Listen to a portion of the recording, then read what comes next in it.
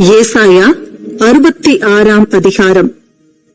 கர்த்தர் சொல்லுகிறது என்னவென்றால், வானம் எனக்கு சிங்காசனம், பூமி எனக்கு பாதப்படி. நீங்கள் எனக்கு கட்டும் ஆலயம் எப்படிப்பட்டது? நான் தங்கியிருக்கும் ஸ்தலம் எப்படிப்பட்டது? என்னுடைய கரம் இவைகளை எல்லாம் சிருஷ்டித்ததினால் இவைகளெல்லாம் உண்டாயின என்று கர்த்தர் சொல்லுகிறார். ஆனாலும் சிறுமைப்பட்டு ஆவியில் நொறுங்குண்டு என் வசனத்துக்கு நடுங்குகிறவனையே நோக்கி பார்ப்பேன். மாட்டை வெட்டுகிறவன் மனுஷனை கொல்லுகிறவனாகவும், ஆட்டை பலியிடுகிறவன் நாயை கழுத்தறுக்கிறவனாகவும், காணிக்கையை படைக்கிறவன் பன்றி ரத்தத்தை படைக்கிறவனாகவும், தூபம் காட்டுகிறவன் விக்கிரகத்தை ஸ்தோத்தரிக்கிறவனாகவும் இருக்கிறான். இவர்கள் தங்கள் வழிகளையே தெரிந்து கொள்கிறார்கள். இவர்களுடைய ஆத்துமா தங்கள் அருவருப்புகளின் மேல் விருப்பமாயிருக்கிறது. நான் கூப்பிட்டும் மறு உத்தரவு கொடுக்கிறவன் இல்லாமலும், நான் பேசியும் அவர்கள் கேளாமலும், அவர்கள் என் பார்வைக்கு பொல்லாப்பானதை செய்து நான் விரும்பாததை தெரிந்து கொண்டதன் நிமித்தம் நானும் அவர்களுடைய ஆபத்தை தெரிந்து கொண்டு அவர்களுடைய திகில்களை அவர்கள் மேல் வர பண்ணுவேன். கர்த்தருடைய வசனத்துக்கு நடுங்குகிறவர்களே, அவருடைய வார்த்தையை கேளுங்கள். என் நாமத்தின் நிமித்தம் உங்களை பகைத்து உங்களை அப்புறப்படுத்துகிற உங்கள் சகோதரர் கர்த்தர் மகிமைப்படுவாராக என்கிறார்களே. அவர் உங்களுக்கு சந்தோஷம் உண்டாகும்படி காணப்படுவார், அவர்களோ வெட்கப்படுவார்கள். நகரத்திலிருந்து அமளியின் இரைச்சலும் தேவாலயத்திலிருந்து சத்தமும் கேட்கப்படும். அது தமது சத்துருக்களுக்கு சரிக்கு சரி கட்டுகிற கர்த்தருடைய சத்தம் தானே. பிரசவ வேதனைப்படும் முன் பெற்றாள், கர்ப்ப வேதனை வரும் முன் ஆண் பிள்ளையை பெற்றாள். இப்படிப்பட்டவைகளை கேள்விப்பட்டது யார்? இப்படிப்பட்டவைகளை கண்டது யார்? ஒரு தேசத்துக்கு ஒரே நாளில் பிள்ளைப்பேறு வருமோ? ஒரு ஜாதி ஒருமிக்க பிறக்குமோ? சீயோனோவெனில் ஒருமிக்க வேதனைப்பட்டும் தன் குமாரரை பெற்றும் இருக்கிறது. பெறப்பண்ணுகிறவராகிய நான் பெறச் செய்யாமல் இருப்பேனோ என்று கர்த்தர் சொல்லுகிறார். பிரசவிக்க பண்ணுகிறவராகிய நான் பிரசவத்தை தடுப்பேனோ என்று உன் தேவன் சொல்லுகிறார். எருசலேமை நேசிக்கிற நீங்கள் எல்லாரும் அவளோடே கூட சந்தோஷப்பட்டு அவளை குறித்து களி கூறுங்கள்.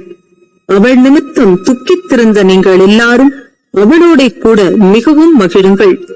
நீங்கள் அவளுடைய ஆறுதல்களின் முளைப்பாலை உண்டு திருப்தியாகி, நீங்கள் சூப்பை குடித்து அவளுடைய மகிமையின் பிரகாசத்தினால் மனமகிழ்ச்சியாகுங்கள்.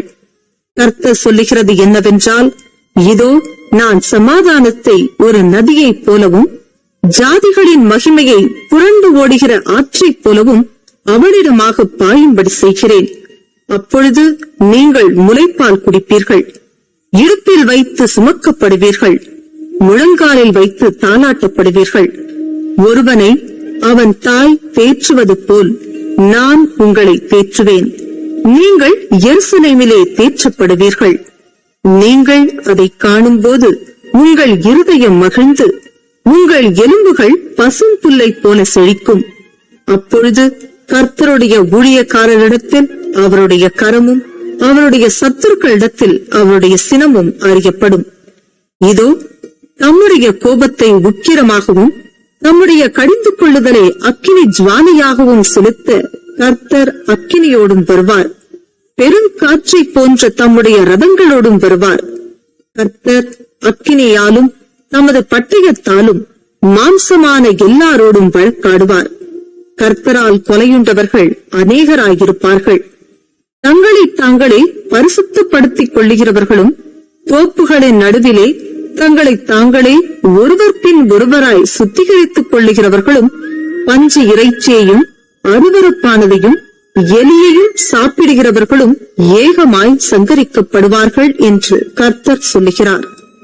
நான் அவர்கள் கிரியைகளையும் அவர்கள் நினைவுகளையும் அறிந்திருக்கிறேன். நான் சகல ஜாதியாரையும் பாஷைக்காரரையும் கூட்டிச் சேர்க்கும் காலம் வரும். அவர்கள் வந்து என் மகிமையை காண்பார்கள்.